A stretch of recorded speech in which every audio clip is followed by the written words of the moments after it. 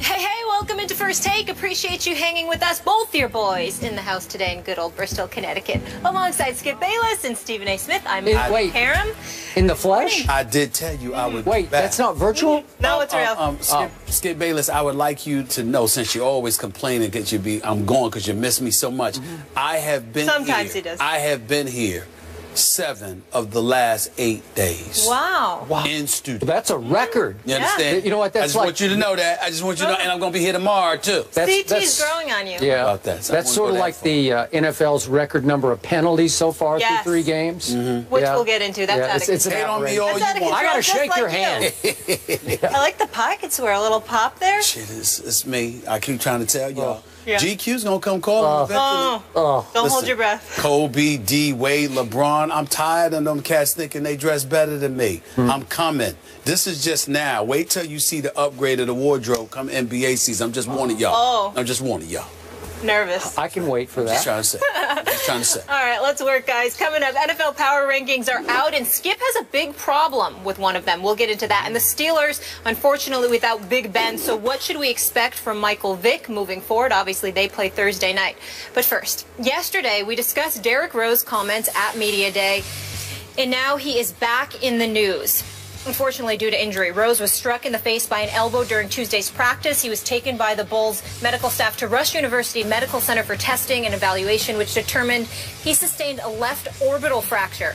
After consultation with several specialists, it has been determined that he will require a surgical procedure, which will take place tomorrow at Rush. Now, after the procedure, a timetable for return to play will be determined. Stephen A., what is your reaction to all this? The man's been in the news all week.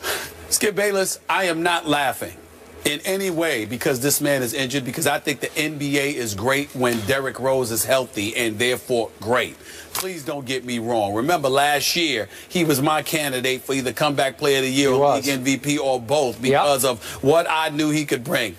But I can't even put into words how floored I was last night when I'm sitting there and I'm driving home and the news came down that Derrick Rose, I'm talking about fresh off our discussion yesterday about him and how he needs to make sure that he stops saying the things that he says, looking forward to his contract from 2 years from now, only playing 32% of the season over the last 4 years, playing 100 out of 312 games. He needs to keep quiet. And then in the midst of him saying all of that, or in the immediate aftermath of it, the very first practice after media day, this dude fractures his orbital bone in his left eye. I could not believe what I read. I said, you can't make this up. You just can't make this up. And here's what it comes down to. He obviously is going to miss additional games. But to make matters worse, could y'all do me a favor, please? The one and only Sarah Spain for ESPN. She works in Chicago. She works for ESPNW, outstanding columnist. She does good work for us on ESPN Radio here. She's based out of Chicago. She's there all the time. Listen to what this lovely lady had to say about Derrick Rose's injury. Could you play that for our audience, please? Coming up to our last straw here, where we're having trouble defending him, not just because of the latest injury, which by all accounts is a total accident and not his fault in any way, and you got to feel bad for him for it, but because it just adds onto this pile that's getting bigger and bigger of just, okay, enough now, especially from a guy who just gave us some really bad optics, talking about free agency 2 years in advance when he just made $280 million a couple years ago between his NBA and his Adidas. So, I mean, the patience is running so thin here in Chicago for our hometown boy. Could be out anywhere from 5 to 28 games, but with Derrick Rose, could be all season. Who knows? You know, he wants to have his orbital bone looking just right when he goes to his son's graduation in 18 years. There you go. Because that last line was all I was looking for. They didn't need to play the tape that long, but that's beside the point. I was just looking for the last. You should have instructed them better. I did instruct them, but that's okay. I didn't know that was coming. That was a nice surprise. I was looking for the last line. And the last line is what she said best. It could be anywhere from 5 to 28 games, but with Derrick Rose, it could be the entire season because obviously he wants to make sure his eye's okay for his son's graduation 18 years from now. That was Sarah Spain saying that. But there is there's no question that that mirrors what Chicago feels about him right now. At this juncture, here's the point that I made yesterday, Skip.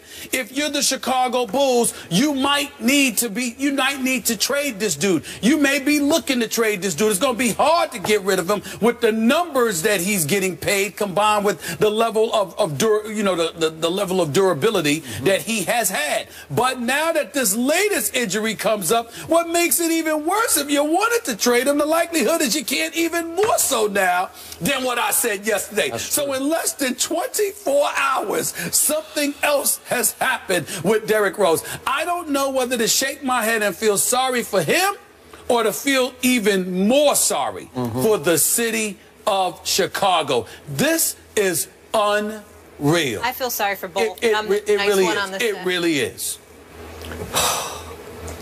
I am so with you on this, because when I heard this yesterday, my first thought was this would make a good Saturday Night Live routine, right? That if they wanted to skewer this, parody this, that's how they would do it, right? It's almost like a good bad story in the like a fictional story in The Onion, you know, that something that would be sarcastically done. So I'm gonna just throw this out there. This was the opening day of camp. Just a drill. Of camp. Not the season. Okay, this is just something. You're doing your first drills of the year. Okay, and you still have a month to go before the first regular season game. And you take an elbow to the face. Okay, it wasn't fortunately a knee. It wasn't an Achilles tendon. It wasn't anything terrible. And speaking of sound bites, I'm not going to call for this, but our Michael Wilbon, who grew up in the city of Chicago, who loves him some Derrick Rose. Yes, he does. He was on 6 o'clock Sports Center by cell phone, just a quick chime in on this. And he said he's not worried about it because it wasn't in the top 5 of Derrick Rose injuries. This doesn't even make the top 5, right? Right. Okay, so he's saying, well, he'll be back pretty soon, even if he has to wear a mask. It was interesting to me that Taj Gibson, and I think we would both agree, he's a tough guy. He's a tough guy. Right? Yes, he is. He did not shy away from indicating that it was probably his elbow that caught D. Rose in the face.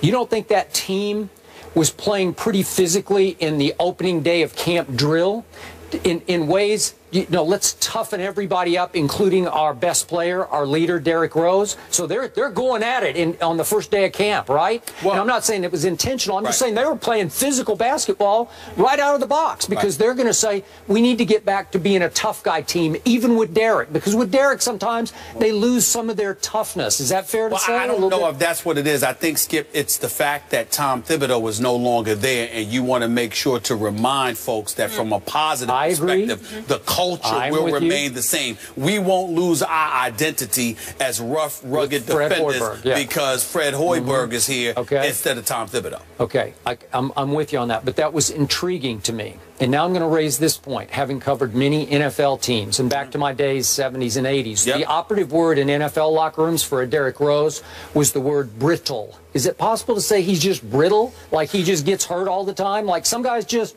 keep getting hurt for no apparent reason. It doesn't follow any pattern. They just get hurt. Is that fair to say? That's fair to say, but may I elaborate on your point? People, as much as they don't like the fact that he's brittle because they want to see him out there playing, that is not what's feeding the swelling level of animosity. The swelling level of animosity aimed in Derrick Rose's direction is due in large part to his comments being so ultra concerned about his finances. And Mike Golick on Mike and Mike this morning made a very valid point when he highlights how every player is concerned about their money. But he also alluded to the fact that there's nothing wrong with it, you just shouldn't say it. I'm going to go a step further. I don't know a player that is not concerned about their money. He's absolutely right about that. But I also know many players who are equally concerned about their playing ability and their level of production as opposed to just their money. And in the case of Derrick Rose, because of what he continues to allude to while under contract, while getting paid, knowing that he's only played 32% of the games, which means he's only fulfilled 32% of his responsibilities, the fact that he can come out and say what he says, and then the injuries continue to pile up. No one is having sympathy for him anymore. They're just saying, here we go again, because he seems perfectly content with being focused on getting his money as opposed to being focused on playing. That's the impression. Okay. Now, remember, I'll remind you once again, we talked about this yesterday. I did serve my time in Chicago. I was a columnist for Chicago Tribune. I still have some very close friends there. And I told you yesterday, they are already done with Derrick Rose. When I talked to them yesterday about this story, they just shrug and say, what else is new? What, like this is business as usual for the Chicago Bulls. They've already cut bait emotionally with Derrick Rose, their native son, the guy who grew up in Chicago. Right. Okay, so I'm looking at the bigger picture here, and it's not that Derrick Rose gets hurt to them.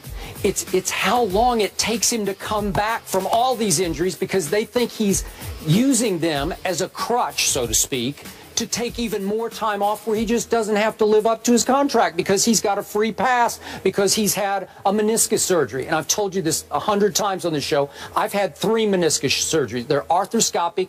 They're not a big deal. You can bounce back. I don't care. I can go running on concrete within 3 weeks. Trust me. No, well, I'm just telling you the God's truth. It's not that big a deal if you're willing to do the rehab right out of the box. Get on that exercise bike the first night and start pedaling. You can come back. And for Derrick Rose to say, I don't know, I need 3 or 4 more months, you know, it's bogus. I'm not buying it. So now the scrutiny and the pressure is going to be extreme on Derrick Rose, because on October 27th, they play the Cleveland Cavaliers at the house that Michael Jordan built as a home game. Their home opener is against LeBron James, Cleveland Cavaliers. He should be ready to go for that because he needs to put the mask on. The way LeBron has put the mask on, the way Westbrook put the mask on last year, and we know all the way back to Rip Hamilton and Amari Stoudemire. Lots of very good players have worn masks for entire seasons. Some of them, like Rip, decided he couldn't go without his mask, so he wore it even though he was completely healed. So I want to see Derrick Rose, as do Bulls fans, Derrick Rose in a mask on October 27th on opening night. Is that fair? That is more than fair. I'm not going to sit there. I think it's more than fair, assuming he can play. And obviously, you can put the mask on. You can go out there and play. If the doctors clear him to play, you can do that. Let me say this to you. May 14th. Thursday, May 14th, 2015 was the Bulls' last game. It's when the Cleveland Cavaliers closed them out that night without the services of Kyrie. Kyrie Irving actually did play that game, but he only played about 12 minutes, shot 2 of 2 from the field.